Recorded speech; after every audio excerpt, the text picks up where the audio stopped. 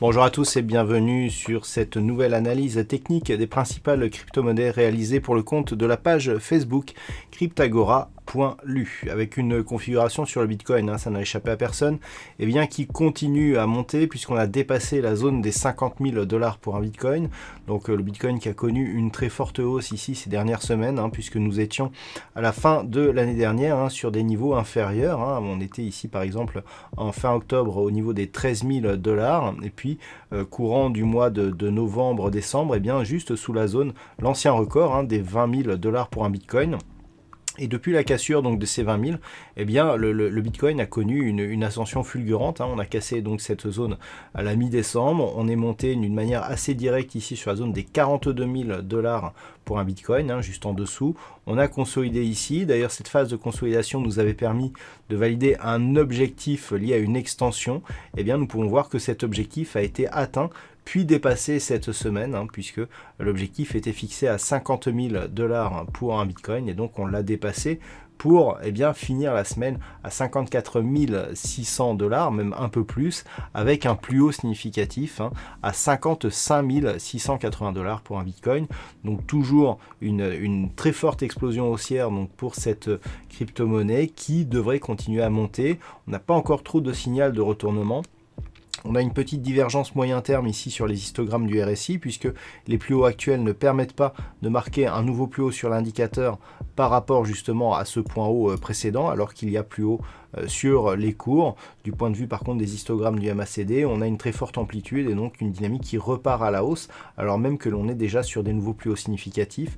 Donc clairement, on a une configuration ici, mais qui attend d'être confirmée, puisqu'on n'est pas encore sûr d'être sur le plus haut significatif donc, du Bitcoin. Donc pour le RSI, on attendra d'avoir un plus haut pour éventuellement détecter une divergence baissière. Et pour l'instant, donc la tendance reste haussière et forte sur cette crypto-monnaie.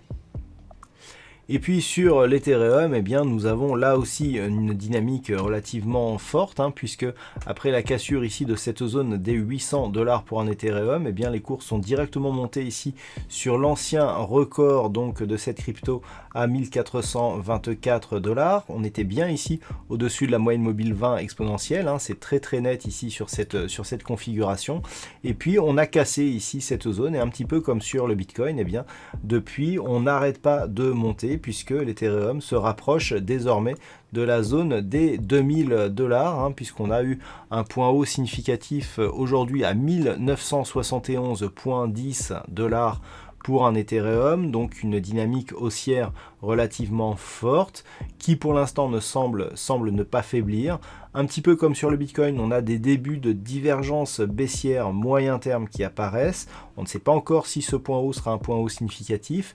Il faudra attendre donc de voir si le RSI remonte ici dans sa zone de surachat pour éventuellement détecter une phase d'affaiblissement, voire de retournement. Pour l'instant, retournement, il n'en est pas question. La semaine prochaine, l'enjeu sera de savoir si, oui ou non, l'Ethereum dépassera bien sa zone ici des 2000 $ dans la lignée donc du Bitcoin. Et si les cours venaient à consolider, ça sera cette ancienne zone ici de résistance et niveau historique qui fera office de support pour valider la possible poursuite de ce mouvement haussier, car sous ce niveau, on aurait un possible risque de retournement.